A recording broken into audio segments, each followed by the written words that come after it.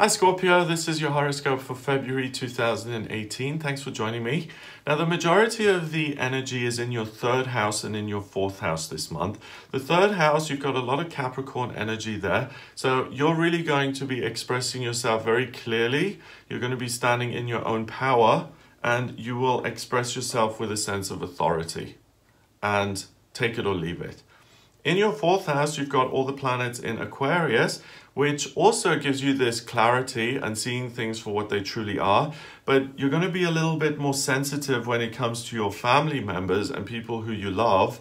And you're going to want to express yourself with that sense of honesty and integrity, but you will also want to be of service to those people and to help them. That's not necessarily true when it comes to your adversaries or to people you're competing with or whatever. It's really about, am I being honest and truthful? And that's what's most important to you this month.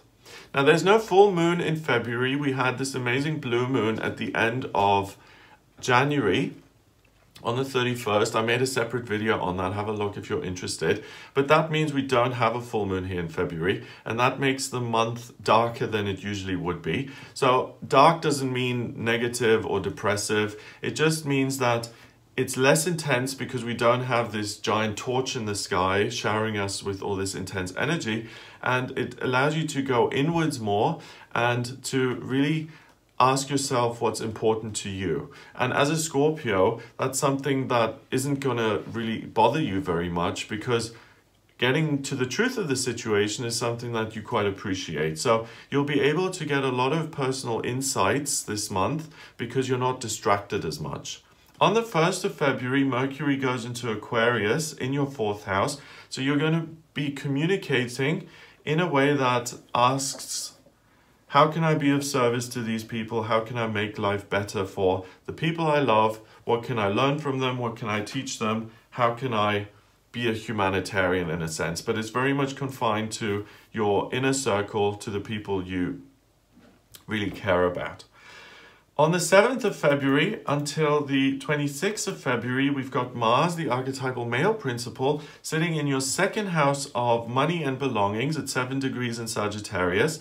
So you're going to be driven to get creative about how you can create more abundance and prosperity for yourself. It forms a square with Neptune, and Neptune is the dream planet. It's 90 degrees away from this Mars, and Neptune sits in your 5th house of romance and relationships. So Neptune is going to really clarify to you what you want in your romantic relationships, what you love, who you love, and how you can make that a reality and what actions you can take to be more fulfilled in your personal romantic life. So if you've been uncertain about what you want, do I want to be alone and do I enjoy my freedom? Or do I want to be in a different relationship because this one is unsatisfying? Or do I want to be in a relationship? If that has been unclear, Neptune is really going to help you realize that and find some sort of emotional stability around that.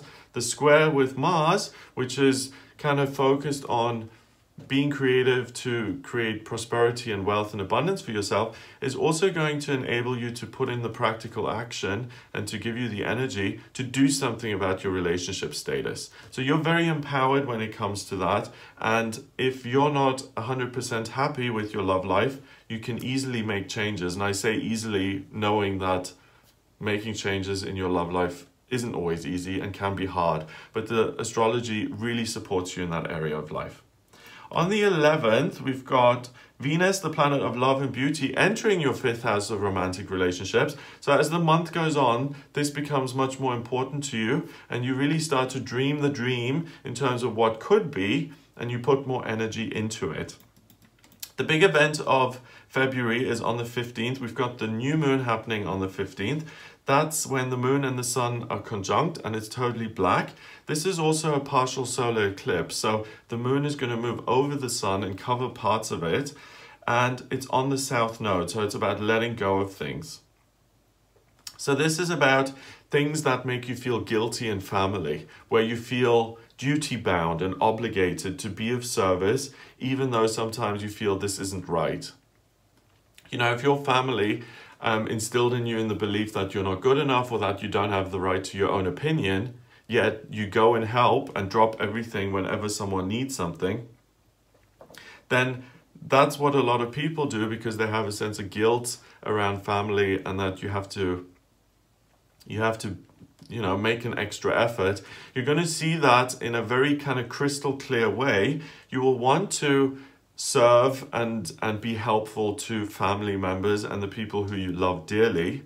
But you're also going to become aware of where the injustices are and how you can amend those, how you can fix those and do something about them. And if you do approach people and there's no resolution, then you'll be able to make a decision and say, do you know what, I tried everything here and I don't feel as guilty now in future because I wasn't heard, I spoke my truth, and I was dismissed, and that on some level liberates me and frees me from having to constantly serve and say yes and to drop everything when the phone rings, and it gives you a sense of freedom. Now, eclipses last for about 6 months, so this is a process of detoxing those negative, faulty beliefs that you have about your most personal relationships and how you can help yourself through realizing those things.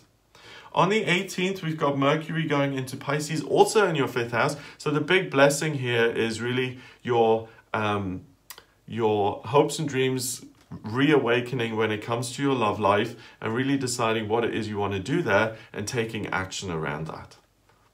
Jupiter, the lucky planet, is also in Scorpio in your sign at 22 degrees. So you really have the potential here in the month of St. Valentine's to really find a new relationship, to experience love and romance, and to really have that on a long-term basis, long-term permanent basis. So it looks really good. That's what I get for you in February. I hope you have a wonderful month. If you'd like a private reading with me, then please get in touch via my website. It's gregoryscott.com. Click on the readings tab to order your reading. Please remember to subscribe to this YouTube channel, and I'll speak to you next month.